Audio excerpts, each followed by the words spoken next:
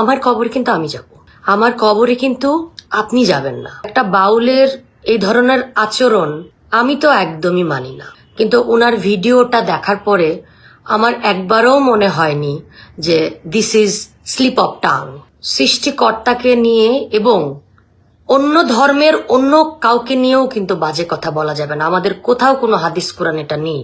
আপনার জন্য আমরা এরকম কলঙ্ক নিতে পারবো না। কয়েকদিন ধরে অনেক কিছুই চোখের সামনে ঘটে চলেছে। আমি আসলে সবকিছু নিয়ে কথা বলি না, ম্যাক্সিমাম বিষয় আমি এড়িয়ে যাই সব সময়। তো আজকে আসলে কিছু বিষয় নিয়ে একটু কথা বলতেই আসলাম। আজকে গান নয়, আজকে আসলে একটু কথা বলবো। সেই কথাগুলো হচ্ছে এইরকম যে আমরা আসলে ডে বাই ডে এত পরিমাণ অস্থির হয়ে যাচ্ছি সবকিছু নিয়ে, যে আমরা কখন কি বলবো বা কখন কি করব সেই বোধ শক্তিটাও বোধহয় ডে বাই ডে হারিয়ে ফেলছি।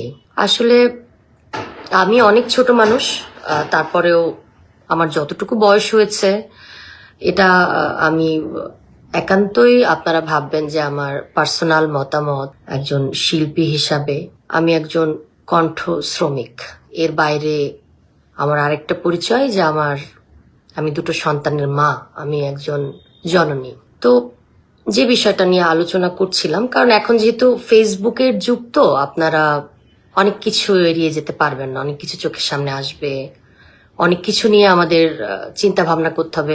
ইতিমধ্যে আমার অনেক কলিগরাও অনেক কিছু সোশ্যাল মিডিয়াতে লিখেছে, বলেছে, কিন্তু আমার মনে হয়েছে যে যেহেতু আমি ফোক গান করি, সেই জায়গার থেকে আমার কিছু কথা বলা উচিত এখানে। তো আমি একটা কথাই বলতে চাই, সেটা হচ্ছে যে আমি জন্ম থেকে একটা জিনিস শিখে বড় হয়েছি, যে আপনি যে ধর্মেরই মানুষ হন না কেন, যে ধর্মে আপনি চলেন না কেন, আপনাকে আপনার কোনো ধর্মেই পরিবার থেকে বা প্রতিষ্ঠান, শিক্ষা প্রতিষ্ঠানগুলোতে আপনাকে কখনোই শেখাবে না যে আরেকজন ধর্মের মানুষকে আপনি আপনার কথা দিয়ে কটাক্ষ করে আহত করেন। আমি যদি একজন শিল্পীর সংজ্ঞা দিই, আমি শিল্পী না, আমি এখনো শিল্পী হতে পারিনি, তবে আমি অনেক সাধকের গল্প শুনেছি, আমি অনেক সাধককে এ জীবনে চোখে দেখেছি, কিন্তু যে সকল সাধককে দেখেছি আমি আমার চোখে, তাদের আচরণ কিন্তু একেবারেই অন্যরকম থাকে। তারা কখনো দেখবেন যে একজন বাউল বা একজন সাধক, তাদের পোশাক কেন গেরুয়া কালার এবং সাদা কালার হয়, যে তাদের জীবন দশায় তাদের কোনো চাওয়া পাওয়াই নাই। মানুষকে, মানে একটা ভক্ত শ্রোতা বা একটা সাধারণ মানুষকে একটা কটাক্ষ করে যে কথা বলবে বা বাজে মন্তব্য করবে, এই কাজটাই কিন্তু একটা সাধক কোনোদিন করতে পারে না। কেন করতে পারে না? কারণ ওই যে তার পরনে কিন্তু অলরেডি সে সাদা কাফন, যেটাকে আমরা বলি, কাফনের পোশাক পরে ফেলেছে।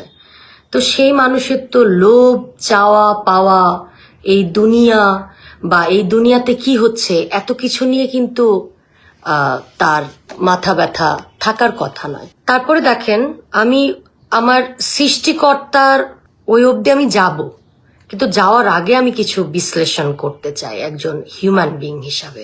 দেখেন, আমাদের দৈনন্দিন সাধারণ জীবনে যা কিছু চলছে, আপনি সবাইকে সব জায়গায় কিন্তু বসানো যাবে না। আমাদের ভক্ত শ্রোতারা, আমাদের দর্শকরা সহজেই কাউকে একটা বিশাল বড় অবস্থান দিয়ে দিচ্ছেন, আবার সহজেই কাউকে সেই স্থান থেকে টেনে নামিয়ে ফেলছেন। এটা আসলে আমি মনে করি যে আপনাদের এই বিবেচনাটা একটু থিঙ্কিং করে করা উচিত। একজন শিল্পীকে কথা বলতে যে আর একটা 10টা শিল্পীকে টানছেন বা কথা হচ্ছে, কিন্তু এক একজন শিল্পীর ক্যারেক্টার কিন্তু এক এক রকম, তাদের দৈনিক জীবনের চাওয়া অন্যরকম, পাওয়া অন্যরকম, এনভায়রনমেন্ট অন্যরকম, চলাফেরা অন্যরকম। তো সব জায়গায় আমরা আসলে সবার আগে আমাদের প্রথম পরিচয় হচ্ছে আমরা মানুষ, আমরা মানব জাতি। আমরা এই দুনিয়াতে এসেছি যার যার কর্ম কাজ নিয়ে, ইবাদত নিয়ে, সবকিছু নিয়ে। তারপরে আমাদের আবার যার যার হিসাবটাও কিন্তু পরপারে যে আমাদের নিজেদেরকেই দিতে হবে। সো আমাকে নিয়েও যারা নেগেটিভ কথা বলবেন বা বলার চিন্তা করছেন তাদেরকে একটা জিনিস ক্লিয়ার করে দিই, আমার কবরে কিন্তু আমি যাব, আমার কবরে কিন্তু আপনি যাবেন না। আমি যাই করি, আমি দিন শেষে আমার প্রভুর জন্য নামাজ পড়ছি কিনা আপনি কিন্তু সেটা দেখতে আসতেছেন না। তো আমি মনে করি যে কোনো মানুষের কাউকে নিয়ে জাজমেন্ট করা উচিত না সহজেই। আর আমি যেহেতু প্রথমে প্রসঙ্গটা এনেছি বাউলকে নিয়ে, তো আমি এই জন্যই বললাম যে একটা বাউলের এই ধরনের আচরণ আমি তো একদমই মানি না। কেন মানি না? কারণ দেখেন আমাদের ইংলিশেও কিছু কথা আছে যে স্লিপ অফ টাং, কথা বলতে বলতে আমরা মাঝে মাঝে মিস্টেক করে ফেলি। কিন্তু ওনার ভিডিওটা দেখার পরে আমার একবারও মনে হয়নি যে this is slip of tongue বা সে ভুলভাল উল্টাপাল্টা কিছু বলে ফেলেছে। আমি বুঝেছি উনি নির্দ্বিধায় ব্যাপারটাকে খুবই একটা মনে হচ্ছিল যেন উনি কৌতুক করছেন। আসলে কি এটা কৌতুক করার বিষয়? দেখেন, সৃষ্টিকর্তা অবধি আপনি তখন আসবেন, তার আগে আমি আমাদের এই জগৎ সংসারের দুটো কথার সংজ্ঞা দিই। আপনি আপনার কাছের বন্ধু বা আপনার কাছের মানুষ কেউ যদি আপনার বাবা মাকে তুলে গালি দেয়, আপনি কি এটা সহ্য করতে পারেন?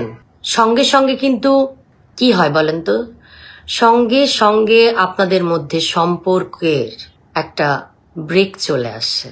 এটা কিন্তু ব্রেক চলে আসে কারণ আপনার বাবা মাকে তুলে যে গালি দিচ্ছে আপনি কিন্তু সহ্য করতে পারছেন না। ইনফ্যাক্ট হাজব্যান্ড ওয়াইফ তাদের সম্পর্কের মধ্যেও যখন বাবা মাকে প্রসঙ্গ নিয়ে খারাপ পর্যায়ে চলে যায়, গালাগালি পর্যায়ে চলে যায়, তখন না পারে একটা মেয়ে সহ্য করতে, না পারে একটা পুরুষ সহ্য করতে। তো সেই জায়গায় যখন একজন মানুষ, সে একজন বাউল শিল্পী, সেই শিল্পী স্রষ্টাকে নিয়ে, আল্লাহকে নিয়ে এতগুলো বাজে কথা বলছে, তো এটা কিভাবে সহ্য করবো? দেখেন, আল্লাহর সাথে বান্দার সম্পর্ক অন্য লেভেলের, এটাকে নিয়ে সংজ্ঞা দেওয়ার মতো ক্ষমতা আমার হয়নি, আমি অত বড় পর্যায়ে যাইওনি। তবে আমি বলবো যে সৃষ্টিকর্তার সাথে বান্দার যে সম্পর্ক সেটা কিন্তু একেবারে অন্যরকম, সেটার সাথে কোনো কিছুর তুলনা করা যাবে না। আমি এই কথাগুলো, এতগুলো কথা বলেছি শুধু এই কথাটাই বলার জন্য যে সৃষ্টিকর্তাকে নিয়ে এবং অন্য ধর্মের অন্য কাউকে নিয়েও কিন্তু বাজে কথা বলা যাবে না। আমাদের কোথাও কোনো হাদিস কোরআন এটা নেই, আমাদের আল্লাহ পাক বলেননি, আমাদের রাসূল সেই শিক্ষা দেননি। এখন আমাকে অনেকে বলতে পারেন যে আপনি তো বুরকা পরেন না। আমি আমার কাজ আমার মতো করছি। আমি একজন শিল্পী হিসাবে আমার কিছু ভক্ত শ্রোতাদেরকে কথা বলছি যেটা আমি জানি। আমি আমার দায়িত্ব আমার জায়গায় পালন করছি, আপনি আপনার দায়িত্ব আপনার জায়গায় পালন করেন। আপনাকে এতটুকু পারমিশন কেউ দেয়নি যে আপনি অন্য ধর্মীয় মানুষকে কটাক্ষ করে কথা বলবেন, বাজে কথা বলবেন, তাদের সৃষ্টিকর্তাকে নিয়ে বাজে কথা বলবেন, পুরো শিল্পী সমাজকে কলঙ্কিত করবেন। এই ক্ষমতা কিন্তু আপনাকে কেউ দেয়নি। আপনার জন্য আমরা এরকম কলঙ্ক নিতে পারবো না, এরকম কলঙ্ক আমরা গ্রহণ করব না। কারণ আমরা শিল্পীরা কিন্তু আপনাকে ভোট করি নাই, ভোট করে এটা বলতে বলিনি। কারণ আপনার জন্য আরো অনেক শিল্পীর এটা বদনাম। আমরা কখনো কোনো মানুষকে বাজে কথা বলি না, বাজে কাজের সঙ্গে থাকি না, আমরা আমাদের কর্ম নিয়ে ব্যস্ত থাকি। আর একজন বাউলের যে বিষয়গুলো থাকে সেই বিষয়গুলো আমি এই কোনো কিছুর মধ্যে আমি এই বিষয়গুলো খুঁজে পাইনি কোথাও। একজন বাউল কখনো অন্য মানুষকে কষ্ট দিতে পারে না, একটা সাধক কখনো 8-10 জন মানুষকে অপমান করতে পারে না, তার তো চাও পাওয়াই থাকবে না, নাহলে সে আবার কিসের বাউল, কিসের সাধক।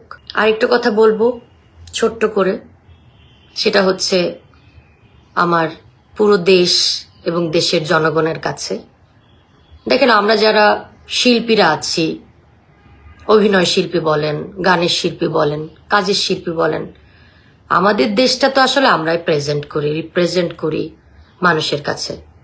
আপনি দেখেন, আজকে গান বাজনা বলেন, অন্যান্য বিনোদন যে জগৎটা, সবকিছু বন্ধ হয়ে গেল।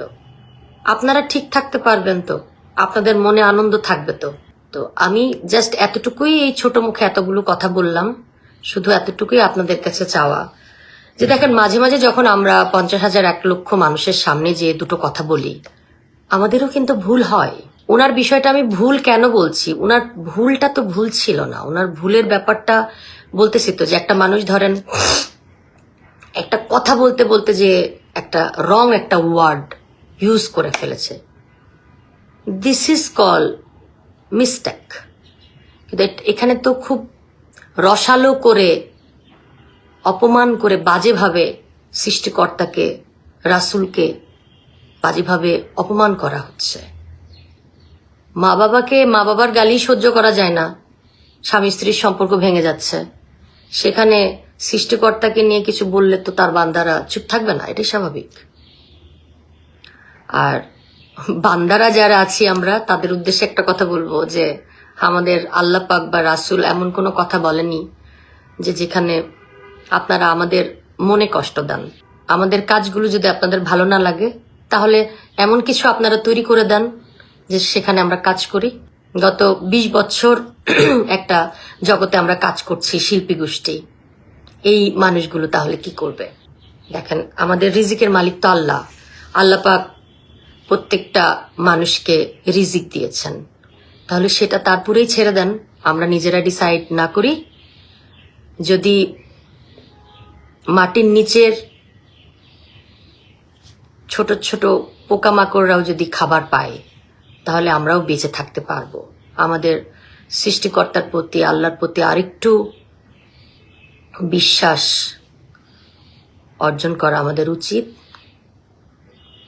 এবং একটা বিষয় আমি সবসময় একটা দোয়া অলওয়েজ পাঠ করি, হাসবি আল্লাহ লা ইলাহা ইল্লাল্লাহু আলাইহি তাওয়াক্কালতু ওয়া হুয়াল রাব্বুল আরশিল আযীম। তো আপনার সৃষ্টিকর্তার উপরে আপনি সবকিছু ছেড়ে দেন। আপনার সৃষ্টিকর্তা আপনার জন্য যে ভালো জিনিসটা রেখেছে, এটা পৃথিবীর কোনো মানুষ আপনাকে দিতে পারবে না। আর আপনার যেটা আপনার হবে সেটা আপনারই হবে, যেটা আপনার না সেটা আপনার কখনোই হবে না।